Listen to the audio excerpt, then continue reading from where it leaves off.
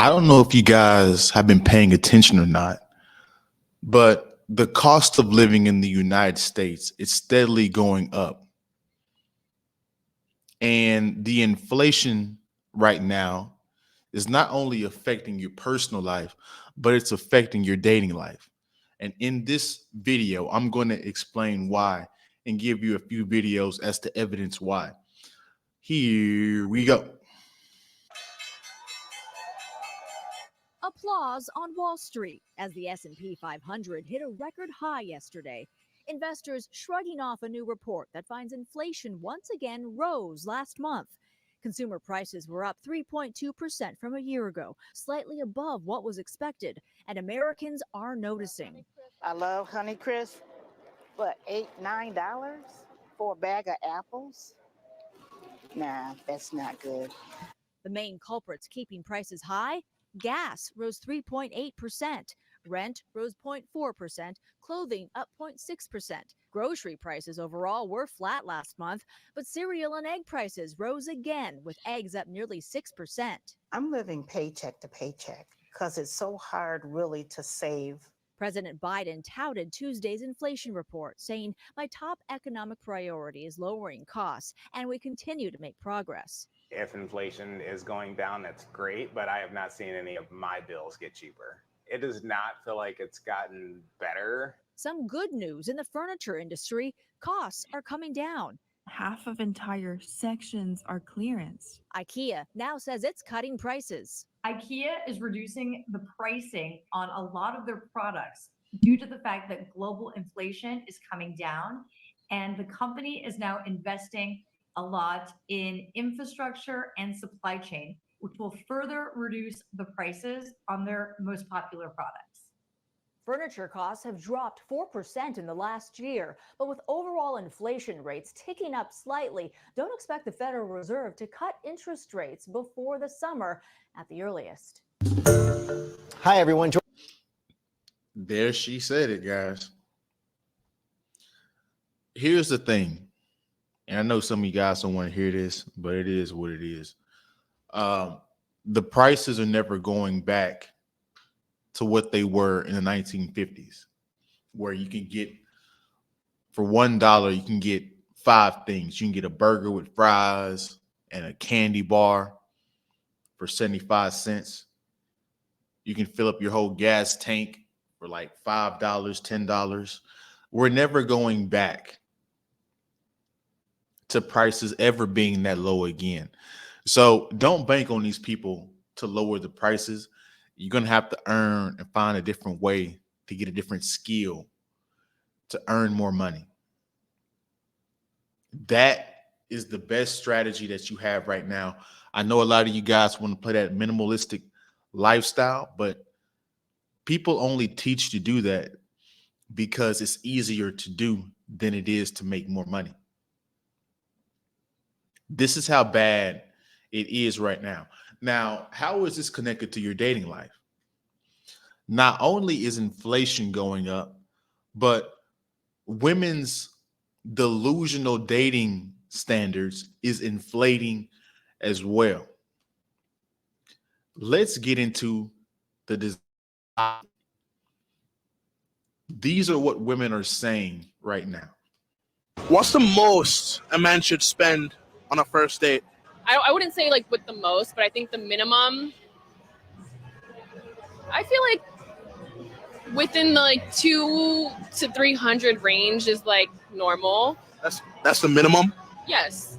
What makes you think that's normal? And that's me being like nice. Like I feel like if you're trying to take someone on a really nice date and really trying to impress a girl, like, okay, you're paying for dinner at a nice place.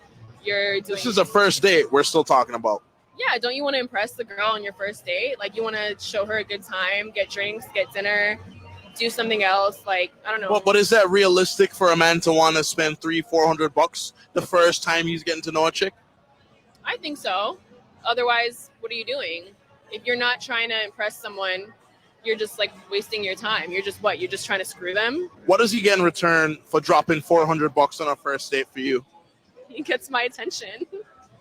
He gets a second date. Like, What's the most a man? Wow. So it didn't even matter that. See, that's a gold digger. You see, these modern women have the mindset of a gold digger. You see towards the end right there, she said the reason why she wants you to spend $200 to $300 on the date is to know that you have the money. Which, if you have the money, that's pretty much all she cares about. Which is why she said at the end that you'll get a second date, no matter how you act or any of that.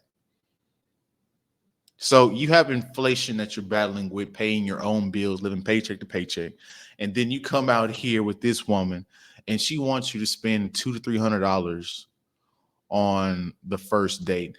Now, if you're a millionaire, $200 to $300 doesn't matter. If you're making six figures, this doesn't matter. But six figures on up, you're talking about 10% of the population. Let's hear more delusion. Wedding ring. I definitely want a huge rock. So What's the most a guy should spend on a wedding ring? I definitely want a huge rock. So I'm gonna guess that it probably costs about at least like $500,000. Does it cost that much? Like diamonds? I would say maybe like, I don't really know, but I would at least hope somebody's spending like 30,000 to 50, right? Like, is that the amount for a ring? Like, give us no 30,000 to 50,000. I'm just asking you what you think. I think, yeah. I mean, I don't know, like 20 to. I think definitely in the 10,000 range, like 10, 30, 10, 20, 30, 40, 50, something and above, like for sure. But not 10. I'd say like 30. Okay, so 30,000 is the max he should spend on a ring. The minimum. I mean, I don't know how much rings cost. So I have no idea, but I'm definitely still going for it at $500K. I want a big ass rock, so I'm guessing it's gonna cost like a lot of money. For him spending $500K, what does he get from you? Hopefully, I get to be the mother of the kids. I get to live a beautiful dream life, and he supports my career, and I support him. For my ring, my cost, I'd say like 50,000. He definitely will have a loving wife, a loving mother of the kids, a supportive person overall, and uplift careers and everything. So, what's the most a guy should? Guys, oh my God.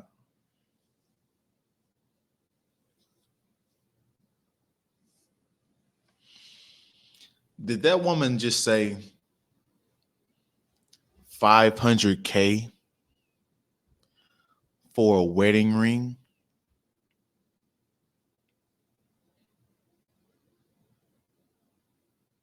Did she just say out of her mouth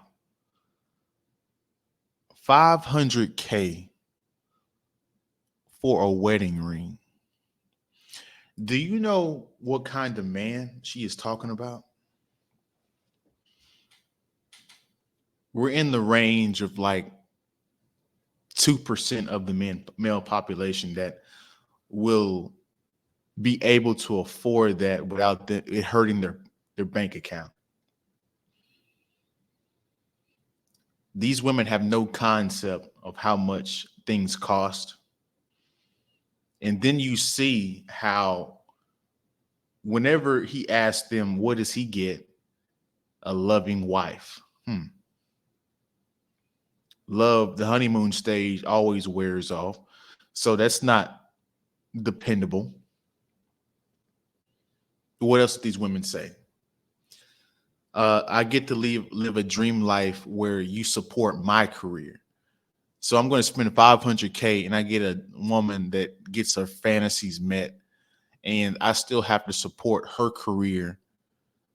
If she has her own career, why do I have to spend 500K? Like, the more these women talk, the uglier they get.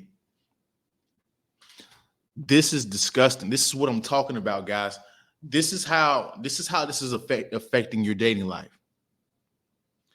This is what it means when it's converting over into the 90-10 rule. It's going to the extreme. So let me break this down for you. You're getting screwed by women, and you're getting screwed by your politicians. The economy. The economy is screwing you because the wages aren't keeping up with inflation. The wages haven't went up.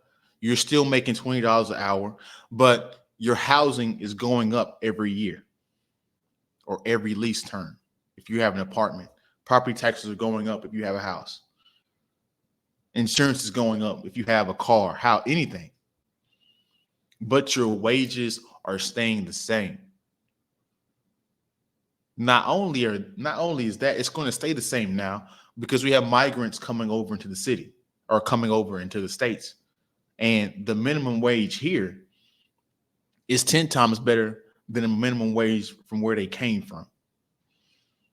And so while you're over here protesting for higher wages and better benefits, they're going to be like, you know what? We're not going to hire these American people. We're going to hire these migrants, and they're going to work for less, for better work, better quality of work.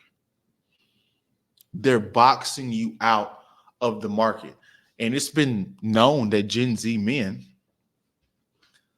you're staying at home more with your mother. That's not attractive to women. So you're getting priced out of the market. This is why the study that came out with the 18 to 29, most men are single, but most women in that age range are not single, is because they're dating older men with money. You've been priced out. This is how this is affecting your dating life. Now let's continue with the rabbit hole because it gets worse.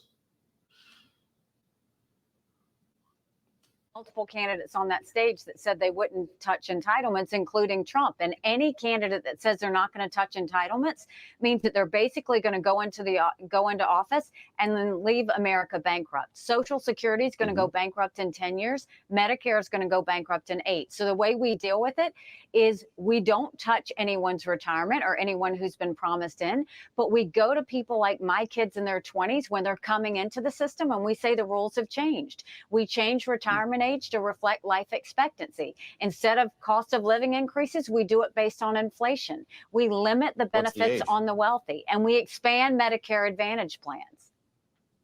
What's the right age there then, Ambassador? Well, I think we have to do the numbers. We've got to figure out what it is. But what we do know is 65 is way too low, and we need to increase that. We need to do it according to life expectancy. Whoa. So if Nikki Haley just lost the GOP election to Trump, but let's just say she's right for a second. Social Security is going to bankrupt in 2033 because this was done in 2023. Medicare is going to go bankrupt in 2031. Also, when it comes to dating, study predicts 45% of women will be single and childless by 2030. So Social Security and Medicare are things you get after you retire. And she's saying that the retirement age is going to go up from 65 to about 70. She said it was way too young. So basically, she's saying, Gen Z, you're going to be working until you're 70 years old. So what is she really saying? What she is really saying, guys, is retirement is over. By the time the Gen Z people get old enough, there probably won't be Medicare, Social Security tax for you to rely on. Who knows, the 401ks will still be reliable. But let's get to how this affects your dating. Because, the feminist argument just gets stupider and stupider as the day goes by. So feminist women wanted to enter the workforce. And this is what they brung these women into. They set these women up to be wage slaves or what you would call indentured servants. They have the most debt that they're never going to pay off. And they're going to be working a job that isn't going to make them enough money to pay for their necessities. And so now, depending on where you look at on social media, some women are saying, hey, I don't want to work. Why do I have to work? This is not independence. I want to be a stay-at-home mother. Well, the fact of the matter is, for you to have a guy that makes enough money for both of you guys' income is probably around the $250,000, $250K in this day and time. At least $150K, $200K. Which means what? Most women, you're gonna need to work. You're gonna have to work, because the way inflation and everything is going up, the housing and everything is going up, insurance, food, the 2-income family is going to be a necessity, because one person isn't going to be able to make enough money. So not only are you going to be working until your fingers come smooth off the bone, she's going to be working the same amount just to stay afloat. This is the world we are living in today.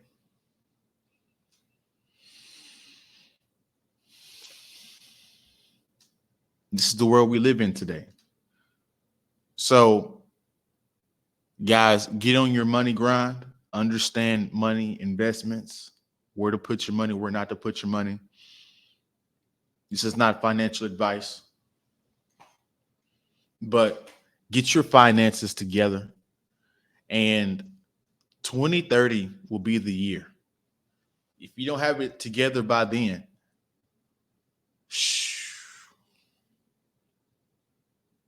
so that's my video for today. On your way out, don't forget to like, comment, subscribe, share the video if you like the video, and I'll see you guys in the next video. Peace.